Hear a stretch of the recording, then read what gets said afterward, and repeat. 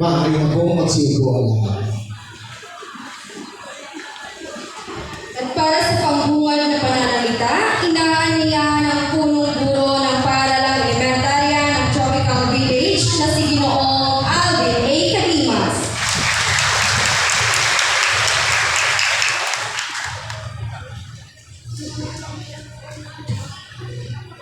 Maraming salamat, Ginoong Rinaldo Hula and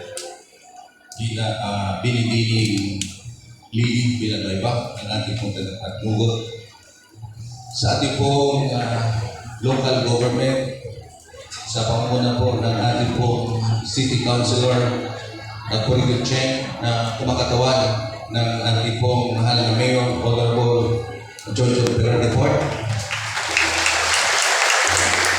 sa ating pong minamahal na Barangay Captain Brian T. Sangor,